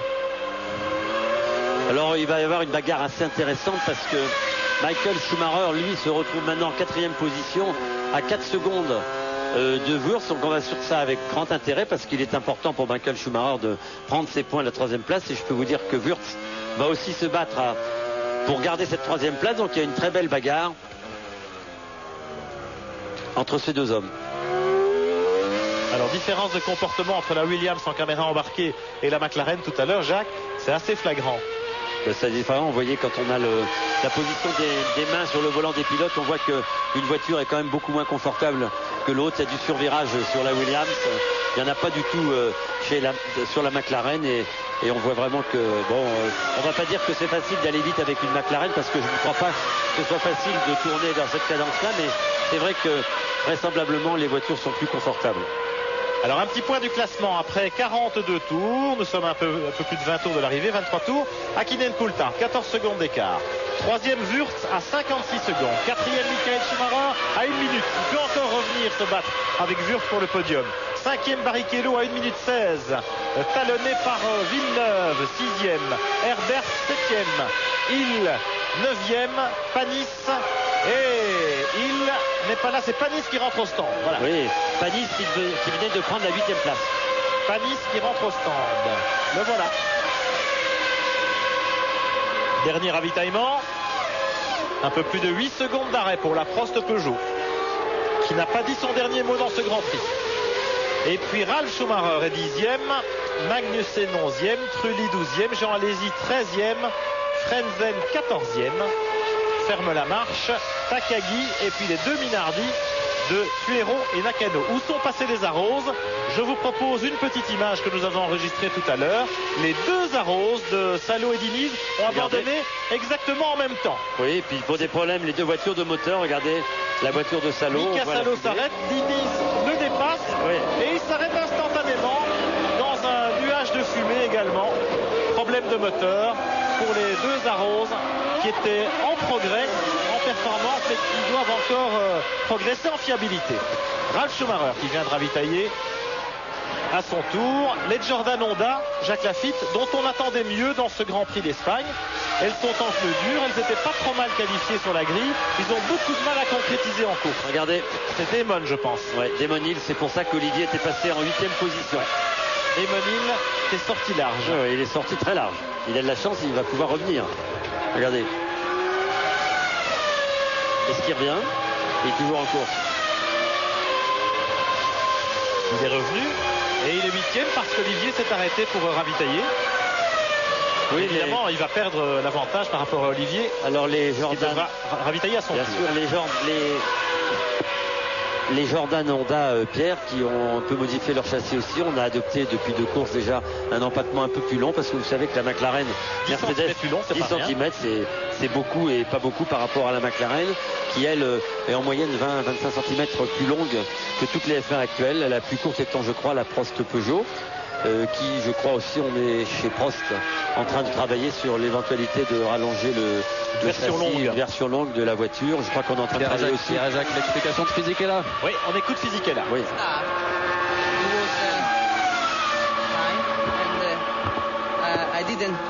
Il était derrière, moi j'ai rien fait.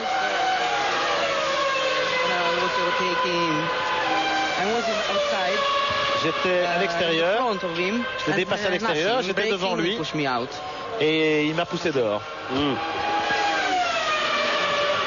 Voilà donc la version des faits de Giancarlo Fisichella, le pilote italien d'écurie Benetton. Nous sommes, attention, chez Stewart, c'est important.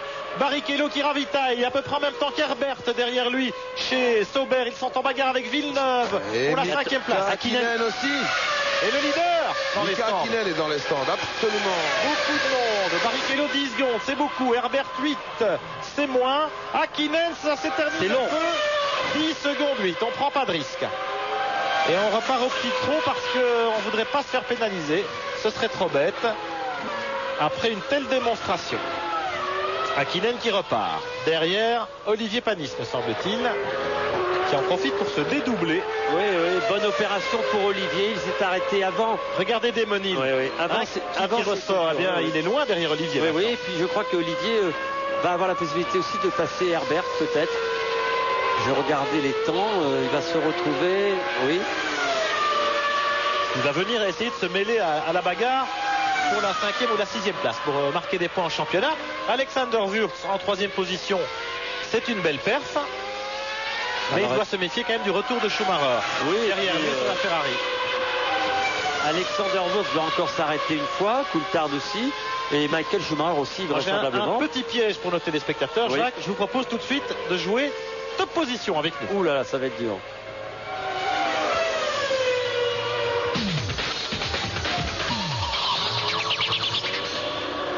« 36-15 côté F1, les 3 premiers dans l'ordre à ce stade, s'il vous plaît. Villeneuve qui ravitaille à peu près 10 secondes d'arrêt. Et attention, regardez, il y a Barrichello là-bas qui est dans la droite. Coulthard maintenant. Il était en tête, David Coulthard. Pas pour longtemps. Dernier ravitaillement aussi chez McLaren Mercedes. Et il repart après 7 secondes d'arrêt. C'est 3 secondes de mieux que Hakkinen. Oui, mais ça ne fera pas la différence. Non, il y aura toujours une dizaine de secondes d'écart entre les deux flèches d'argent. Mais attention pour la 5e place entre Villeneuve, Barrichello et Herbert. Je pense que Villeneuve va perdre des plumes dans ses ravitaillements un petit peu plus longs chez Williams. Attention, on se prépare chez Benetton Mecachrome pour Wurz, évidemment. Le 3e. Et le voici qui rentre au stand. Attention, doucement sur les freins, dit-on. La trappe est ouverte. Pas mal de poussière de plaquettes et de disques de carbone. Et de l'essence pour aller jusqu'au bout. 8 secondes d'arrêt pour Alexander Wurz. Pierre et Jacques, maintenant que les ravitaillements sont passés, Giancarlo Fisichella a eu la gentillesse de les laisser passer. Giancarlo, please, just one word now about encore un mot, Giancarlo, à propos d'Eddie Irvine et de son comportement. I think not good because j'en pense pas du bien. Overtook me in the start. Parce que déjà au départ, il a zigzagué. Il a essayé de me pousser à l'extérieur. Quand je l'ai dépassé, il m'a vraiment viré. Il en sourit légèrement. Il en sourit jaune. Ouais, il en sourit jaune. Giancarlo Fisichella, il y a quoi? Regardez ce qui se passe là dans le peloton. Qui c'est qui déboule? C'est une Minardi, c'est Hakkinen, c'est Panis. Attention, 46e tour, Hakkinen dans le trafic. Il est gêné. Oui, il prend pas de risque, Pierre. Il prend pas de risque, il a perdu, il laisse des secondes, mais c'est pas grave. Attention, Coulthard n'est pas loin derrière. 6 secondes d'écart entre les deux pilotes. C'était juste avant le ravitaillement. On va voir ça au prochain passage. Oui, il est à 6 secondes. Oui, c'est pas beaucoup. Hein. Non. 6 secondes. Et regardez la fiancée de Mika Hakkinen. Ils vont se marier au mois de juillet, figurez-vous. Elle est jolie, Pierre. Les tourtereaux finlandais. Oh là, monsieur Demonil. Demonil ou monsieur Schumacher Junior? C'est Demon. Demon. Et oui, il était sorti tout à l'heure un peu large. Peut-être qu'il a embarqué des graviers dans les pontons et que, ma foi, les radiateurs, une petite surchauffe. Voilà, regardez la fumée qui s'échappe de la boîte à air du moteur Mugen Honda. Hein, on revient. Surchauffe du moteur, voilà. On revient mettre le volant en place. Oui, absolument. Sinon, c'est 5 000 $. Oui, ça coûte cher. Et on se prépare chez Ferrari, bien sûr. Michael Schumacher maintenant. Alors, Michael Schumacher qui a 20 secondes d'avance sur Alexander Wurz. Il va être intéressant de voir la performance des mécaniciens de chez Ferrari. Toujours très bon. Parce que on va peut-être reprendre la 3e place. Garder la 3e place par rapport à Alexander Wurz. Mais ça va être difficile, en tout cas, une fin de course passionnante entre ces deux pilotes pour l'acquisition de la 3e place. Une course passionnante aussi pour la 5e place. Barrichello a repris l'avantage sur Villeneuve après le ravitaillement du Canadien. Mais Barrichello, Villeneuve et Herbert sont toujours dans un mouchoir de poche. Olivier Pierre à 8 secondes de ses hommes. Ça va aller vite aussi. 8e. À 7-8 secondes du peloton. Voilà. Voilà Schumacher. Regardez la vitesse. Alors, regardez. 20 secondes, ça peut le faire. Il va ressortir juste au moment où Wurz va débouler dans la ligne droite. Jean-Louis Moncey chez Ferrari. Oui, absolument. Et il s'arrête tout doucement même, je dirais, Michael Schumacher. Oui. La leçon a dû servir. Le ravitaillement est quand même assez court. Attention au limiteur. 7 secondes 9. Ça peut le faire. Vous allez voir ça de votre cabine. Et le voilà parti. Il est où Wurz avec la Benetton? Il est loin. Il est bloqué dans le trafic derrière Ralf Schumacher. Michael reprend la 3e place. Entre eux, eh bien, nous avons une Prost, ça doit être Trulli. Et encore une autre voiture attardée avant de trouver Ralf Schumacher et Alexander Wurz. Il a pris l'avantage, Wurz, mais il est derrière Michael Schumacher. Le podium se précise. Oui, très bon ravitaillement en tout cas pour Michael Schumacher qui de toute façon avait déjà écopé d'une pénalité qu'il avait mis en difficulté, donc il récupère son bien. Mais c'est bien joué en tout cas chez Ferrari d'avoir retardé au maximum le ravitaillement de Schumi. Oui, puis Wurz, et pendant ce temps, Wurz, il est empêtré dans le trafic. Bien vu. Les rouges. Stratégie toujours excellente chez Ferrari. Mais elles sont loin devant. Hein, les McLaren Mercedes, oui, elles sont intouchables. En revanche, il n'y a plus que 6 secondes d'écart. À 15 tours de l'arrivée entre Häkkinen et Coulthard. Alors bien sûr, Häkkinen n'a pas pris de risque dans les dépassements, on l'a vu tout à l'heure. Il a eu un ravitaillement un petit peu plus long la dernière fois, mais quand même. Oui, puis pas le risque de le voir perdre sa première place, puisque au premier virage, il était devant. Schumacher, 3e, il est à 45 secondes de Häkkinen. Regardez Frenzen ici avec Magnussen dans le il a du mal, peloton. Il a du mal, c'est ce que Villeneuve nous disait. La Williams, ça n'est plus l'arme absolue, loin de là. C'est étonnant de voir ces Williams, regardez. Ah, ça y est. Ça y est, il y arrive. Mais vous savez, Magnussen ne dispose pas ici de l'évolution moteur chez Force India, contrairement à Barrichello. En tout cas, c'est impressionnant de voir là. Comme dans une écurie aussi performante que Williams, on peut dégringoler aussi rapidement en l'espace de 3-4 courses dans des positions où lesquelles on n'attendait absolument pas la Williams. Et j'espère que chez Williams, on va travailler très fort pour revenir au plus haut niveau, parce que là, on est au plus bas. C'est une saison difficile pour eux. Regardez, Barrichello a pris l'avantage. Non seulement il a pris l'avantage sur Villeneuve, mais il creuse l'écart. Il a 2 secondes et demie d'avance. Maintenant, Barrichello en 5e position. Il a un petit peu lâché Villeneuve qui était en difficulté. Villeneuve 6e, talonné par Johnny Herbert. Herbert est là. Avec la Sauber, Herbert en pneu tendre, Villeneuve en pneu dur. Ceci explique peut-être cela. Et derrière ces deux hommes, à une petite dizaine de secondes, Olivier Panis avec la Prost Peugeot, qui aimerait bien non seulement voir le drapeau à damier, ce qui n'a pas été le cas ces 2 derniers Grands Prix, vous vous en souvenez, mais peut-être aussi grappiller un petit peu. Alors on ne sait pas en fait ce que va faire Herbert. Est-ce que Herbert va pas s'arrêter encore un tour, une fois? Je ne le pense pas, mais il ne sera arrêté que 2 fois avec ses pneus tendres, ce qui est une belle performance. Allez-y, c'est un peu fait piéger. Oh là, on a des pneus, Johnny. Ça doit être usé quand même. Et allez-y, c'est un peu fait piéger aujourd'hui. Il pensait avoir la panacée avec les pneus durs. Et c'était pas bon pour cette course. C'était pas la canicule espérée. Villeneuve. Regardez Barrichello qui a creusé l'écart. Il est 5e avec la Stewart Ford. C'est formidable pour l'écurie écossaise de se retrouver. Oui, on avait besoin de ça. Oui, ils en avaient bien besoin et on espère franchement pour eux qu'ils vont aller au bout et marquer ces 2 points très précieux au championnat des constructeurs. Villeneuve et Herbert, la bagarre fait rage pour le dernier point en jeu, celui de la 6e place. Alors que devant, eh bien, Hakkinen réagit. 8 secondes 4 maintenant entre les 2 McLaren Mercedes. Il est en train d'expliquer à Coulthard, c'est pas la peine d'essayer. Tu pourras pas me rattraper comme ça, alors n'insiste pas, contente-toi de la 2e place, elle est importante pour nous. Schumacher à 46 secondes en 3e position. Il a 6 secondes d'avance sur Wurz, 4e avec la Benetton. Et puis, nous trouvons donc Barrichello, Villeneuve et Herbert que nous avons sous les yeux. Mais entre les McLaren Mercedes, là on retrouve le leader Hakkinen, Jacques Lafitte. On peut se demander aussi si on ne discute peut-être pas à la radio. Vous vous souvenez de l'épisode de Melbourne, lorsque David Coulthard avait volontairement laissé passer Hakkinen en fin de course, alors qu'il y avait eu un petit problème, une mésentente entre Hakkinen et son équipe à propos des ravitaillements et que Hakkinen était rentré pour du beurre dans les stands. Mais je crois savoir que Coulthard a obtenu de son écurie la garantie que cette saison, eh bien, on lui rendrait l'appareil et qu'il pourrait éventuellement récupérer ces 4 points mais Pierre, perdus. ça ne sera pas aujourd'hui. Vraisemblablement pas aujourd'hui, Jacques, mais cela ne pourra se faire que dans cette configuration de course, c'est-à-dire avec un doublé où les 2 McLaren occupent les 2 premières places sans être inquiétés.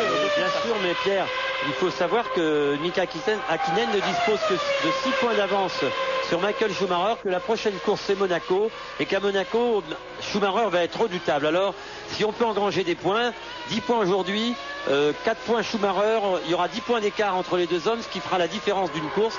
Et je pense que chez McLaren et Mercedes, on a pensé déjà à ça et que Coulthard finira 2e de cette course, évidemment si la McLaren d'Hakkinen va au bout. Alors Hakkinen, il va prendre un tour à Villeneuve et Herbert, qui sont eux-mêmes en bagarre, pas évident. Oh oui, mais enfin il a devant lui des gens qui connaissent la course, il va pas avoir trop de problèmes, quoique là, c'est pas passé tout de suite. De toute façon, il va pas prendre de risque. Oh non. Oh là. Johnny, et voyez ce qui peut arriver quand on suit une voiture d'aussi près.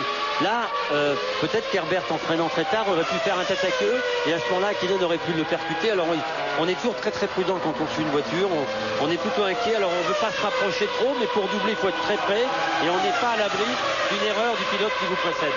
Alors Hakkinen, et je crois qu'Herbert l'a vu dans le rétro, mais il freine ça. Johnny, allez, il le laisse passer. C'est bon. Très fair play, Johnny Herbert. Vous avez vu, il a pris son temps, Hakkinen. Oui, mais ça ne fait pas des affaires d'Herbert parce qu'entre-temps, Villeneuve creuse l'écart. Mais enfin, Villeneuve va peut-être perdre quelques plumes aussi quand Hakkinen le doublera. Marc Minardi, vous êtes chez Stewart où on doit commencer à décompter les tours. Oh que oui. Et regardez, ici c'est la télémétrie derrière, le moteur Ford P4 de Rubens Barrichello, il va très bien. Et puis dehors, là, à côté, il y a des mécaniciens qui sont sortis. Lui vient de rentrer. Regardez ceux qui sont derrière le camion. Eh bien, ils sont venus griller une petite cigarette. Ils sont très calmes. On est très serein apparemment en ce moment chez Stewart Ford. Bonne description, Marc, parce que nous on n'a rien vu. Sur la piste, il faut dire que ça se bagarre. Villeneuve avec avec Hakkinen, qui veut le doubler. Mais Villeneuve, il est en bagarre pour marquer ce petit point, pour sauver l'honneur dans le Grand Prix d'Espagne. Et il ne voudrait pas se retrouver en difficulté face à Johnny Herbert, son concurrent direct. Pour cette fameuse 6e place. Alors Hakkinen prend son temps, certes, mais Coulthard n'est jamais qu'à 7-8 secondes derrière. Dans la ligne droite peut-être, comme avec Herbert tout à l'heure. C'est étonnant de voir la Williams comme ça. Regardez, ça marche le moteur. Il a du mal Hakkinen à doubler. Ah ça y est. Jacques lui a fait signe. Il l'a vu. Ouais, Jacques lui a fait signe. Vous avez vu le mouvement de tête. Vous avez vu le mouvement de tête de Villeneuve. Il a donné un petit coup à droite une fois, 2 fois. Hakkinen s'en est aperçu et il l'a autorisé en fait à se faire doubler. Et regardez. Attention à Johnny Herbert qui maintenant est vraiment sur les talons de Villeneuve. Oui. Alors je suis un peu inquiet pour Olivier Panis. Ah non, ça y est, il a rectifié le tir, il est en 1,27, il a dû être gêné, il tourne en 1,34 le tour précédent, mais il est en 8e position, Olivier. Regardez Herbert qui essaye de faire l'extérieur à Villeneuve. Et ça passe pas. En fait, je crois qu'il s'est loupé et qu'il a été obligé de se déboîter pour pas rentrer dans les fesses de Villeneuve. Il a voulu être un peu opportuniste après le dépassement d'Hakkinen. Bon, on va suivre cette bagarre évidemment pour la 6e place jusqu'au bout. On va suivre aussi la course en tête parce que rien n'est joué. Il reste 10 tours dans ce Grand Prix d'Espagne. Nous marquons une dernière pause avant de revenir à Barcelone pour vivre le finish de la course. À tout de suite. Les Allemands. Jean Alesi qui est maintenant en 10e position. Ouais, allez-y 10e, Ralf Schumacher 11e avec la Jordan et Frenzen 12e. Voilà, et devant vous avez la voiture de Trulli. Trulli 9e, donc ça sera bagarre pour la 9e place. Regardez, un joli petit paquet. Et il est tout prêt, hein, Jean, il est tout prêt. Trulli. Oui, il va y aller. Rassurez-vous. J'aimerais bien voir les images quand même de dépassement de Coulthard. Ouais. Ça m'intéresserait plus que celle-là, mais enfin bon, on est content de voir Trulli et Jean Alesi. C'est pas évident. 9e, 10e, 11e, 12e à l'image. C'est plutôt rare. Oui, on préfère avoir 1, 2, 3, 4, mais bon. Oui. Faut pas rêver, Jacques. Non. Entre le premier et le deuxième, l'écart est monté à 7 secondes et demie. Alors qu'il était de moins de 6 secondes avant que Coulthard ne rejoigne Villeneuve et Herbert. Voilà Trulli, allez-y. Ralf Schumacher et Frenzen. Il est à la peine, Frenzen.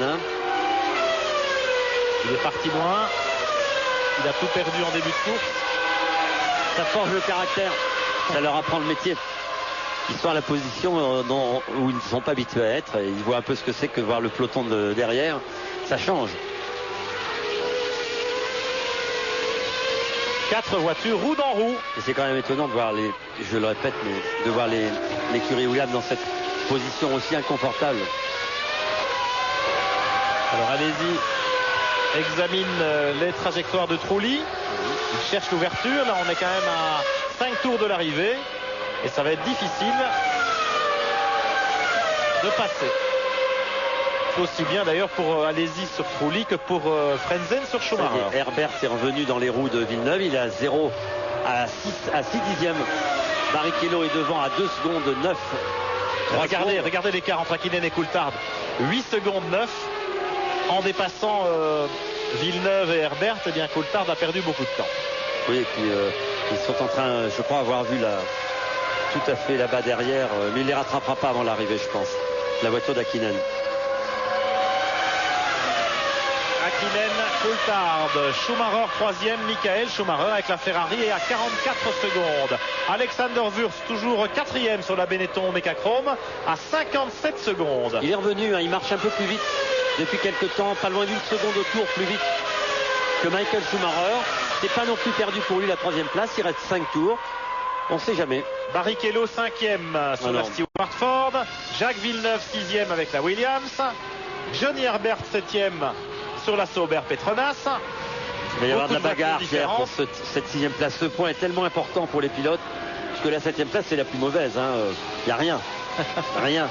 On s'est bagarré de la même façon et on n'a rien à l'arrivée. Alors qu'un point pour une équipe, pour les mécaniciens, pour les ingénieurs, les sponsors, c'est très très important. Alors on a remarqué juste avant l'interruption publicitaire un petit incident sur la Williams de Villeneuve, Jacques. C'est la trappe de carburant qui est restée ouverte. Oui, ça avait été déjà le cas à Imola, je crois, et ça se referme après. Alors évidemment, c'est un petit système automatique qui est censé ouvrir la trappe automatiquement quand il arrive au stand. Et puis à une certaine vitesse, la trappe se referme. On enclenche la 2e, je crois, et la trappe se referme automatiquement. Ça n'a peut-être pas fonctionné en repartant des stands après le 2e ravitaillement de Jacques. Voilà. Et là, c'est Coulthard aux prises avec Barrichello. Barrichello 5e, Coulthard 2e. Les McLaren ont largement dominé leur sujet, mais il a un petit peu de mal à dépasser Barrichello, Coulthard. Chez McLaren, regardez, on passe les panneaux, les écarts, on a 3 tours de l'arrivée d'un nouveau doublé des flèches d'argent, absolument irrésistible ce week-end en Espagne. Et voilà Hakkinen dans le trafic, dans le peloton dont on parlait, les 4 furieux là qui bagarrent pour la 9e place. Trulli, Alesi, il est là-bas, Ralf Schumacher, Frenzen. Et attention Hakkinen, les 2 derniers tours vont être assez intéressants parce que pour Hakkinen c'est le casse-tête chinois. Ça passera pas, c'est la muraille de Chine plutôt à franchir. 4 voitures à doubler, c'est pas évident. Et Coulthard derrière, il doit passer Barrichello. Et puis après, il a la voie libre. Nous sommes dans le 62e tour. Jean est prêt, hein. Regardez, Jean, allez-y. Hakkinen, est-ce que Frentzen l'a vu? Une voiture de passer. Oh non, il l'a pas vu. Il l'a vu, mais il a autre chose à faire. Il a autre chose à faire, enfin, oui. Il n'a rien à dire parce qu'il est loin, il n'y a pas de point à prendre, donc il doit ouvrir la porte. Il l'a vu, voilà, il ouvre la porte. C'est déjà trop tard, regardez. C'est un temps, enfin bref. Hakkinen a perdu du temps. Bah, bien sûr, c'est un peu long. Alors Coulthard, il en est où? Il était à 9 secondes. Il est à 11 secondes. Oui, il a perdu du temps derrière Barrichello aussi, Coulthard. Pas facile à doubler, la Stewart Ford. Oh, Olivier. On arrive. C'est incroyable. Ça fait 3 grands prix. Ouais, on arrive 5 tours avant la fin. Il y a moins de 5 tours de l'arrivée. La Prost Peugeot abandonne. Voilà. C'est la 3e fois en croix de course. Exactement. Regardez, on revoit le ralenti, Jacques. Un blocage. Oui, qui est dû. Il y a un problème moteur ou boîte de vitesse. On le saura tout à l'heure, mais c'est ce qui a provoqué cette fumée. Et voilà. Olivier était évidemment dommage.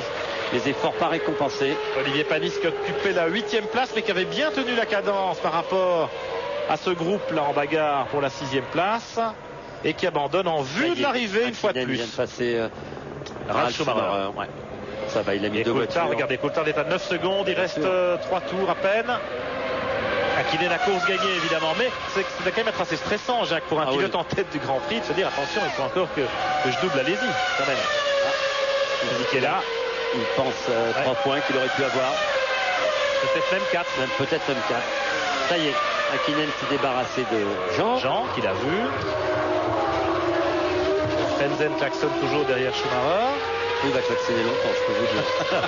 Regardez la Williams, elle est très instable. Très difficile à conduire. Jacques Villeneuve s'en sort un peu mieux que Frentzen ce week-end finalement. Oui, avec le petit point de la 6e place. Même si Johnny Herbert est toujours dans son sillage. Alors là, c'est Trulli avec la Prost Peugeot rescapée. Hakkinen se montre dans les rétros. Coulthard. Ah, donc c'est Hakkinen. Non, c'est Hakkinen, pardon. Oui. Trulli l'a vu. Et voilà pour Hakkinen, il peut respirer maintenant. Il reste 2 tours.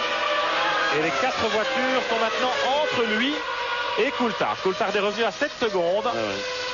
Mais il va avoir la muraille de Chine à escalader à son tour. Il vient de réaliser son meilleur temps, il est 24-7.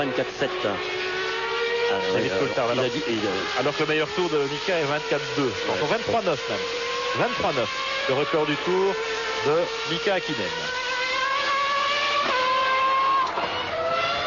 Hakkinen, Coulthard, Schumacher, Wurz, Barrichello, Villeneuve. Les 6 pilotes qui vont marquer des points au terme de ce Grand Prix d'Espagne. 5e manche du championnat du monde. Un championnat du monde qui est loin d'être joué malgré la domination des McLaren Mercedes, parce que Michael Schumacher parvient à limiter les dégâts avec brio. Comme d'habitude. Et là, il va monter sur le podium, marquer 4 points, très utile. Le pilote Ferrari est là, la Ferrari est... Et puis les 2 prochains Grands Prix, Jacques, à Monaco et puis à Montréal, sur des circuits qui seront peut-être plus favorables, si pas à la Ferrari, certainement à Schumacher lui-même. Ah, ça c'est sûr. C'est sûr, et c'est pour ça que c'était important pour Hakkinen aujourd'hui de se retrouver en tête de ce Grand Prix, de prendre ces 10 points si importants qui vont le laisser à une course d'avance. On ne sait jamais ce qui peut arriver à Monaco. Monaco, c'est un circuit dangereux, difficile, où l'erreur est vite pénalisante. Et c'est bien que Hakkinen ait réagi au bon moment. Villeneuve est revenu maintenant sur les talons de Barrichello. Bataille pour la 5e place désormais. Villeneuve qui a pris un peu de champ par rapport à Herbert. Oui. Mais qui va essayer peut-être de souffler la 5e place au sprint à Barrichello. Mika Hakkinen, lui, n'a plus que quelques centaines de mètres à parcourir pour voir le drapeau à damier et pour remporter sa 3e victoire de la saison en 5 courses. Excusez du peu. Attention. Ce sera aussi la 4e victoire de sa carrière, puisqu'Hakkinen avait remporté le dernier Grand Prix l'an passé à Jerez. Le Finlandais volant Mika Hakkinen sur la flèche d'argent McLaren Mercedes. Je suis toujours content de voir Hakkinen remporter un Grand Prix. Quand on sait que cet homme était entre la vie et la mort. Entre la vie et la mort il y a 2 ans, 3 ans. Après l'accident d'Adélaïde. Il revient de loin. On est content pour lui. Voilà. Dernier virage pour Mika Hakkinen. Chez McLaren, on est debout sur le muret des stands. Le drapeau à damier qui salue le passage du vainqueur de ce Grand Prix d'Espagne. David Coulthard, 7 secondes derrière son équipier. Le voilà, David. Deuxième place pour l'Écossais. Un nouveau doublé. Barrichello est là. Nouveau doublé des flèches d'argent. Barrichello devant Villeneuve. 5e place pour la Stewart Ford de Rubens Barrichello. Une sympathique performance qui en appelle d'autres. Michael Schumacher maintenant sur la Ferrari avec la 3e place en point de mire. Ce sera un podium âprement gagné parce que Schumacher a quand même été pénalisé d'un stop and go dans ce Grand Prix. Et malgré ça, il limite les dégâts avec cette 3e place et les 4 points qui l'accompagnent. En tout cas, la stratégie des pneus Pierre a été évidente. 2 arrêts pour tout le monde. Bridgestone, Goodyear, égalité totale. Alexander Wurz va franchir la ligne dans un instant en 4e position sur la Benetton. Barrichello 5e, Villeneuve 6e. Voilà donc Hakkinen dans son tour d'honneur. Il est content. Le public il y en a des drapeaux. L'applaudit. Beaucoup de drapeaux finlandais. En effet, il a beaucoup de supporters, Mika. Et il est heureux. Bravo à tous. Bravo Hakkinen. Voilà pour ce Grand Prix d'Espagne. On se retrouve dans un instant au pied du podium.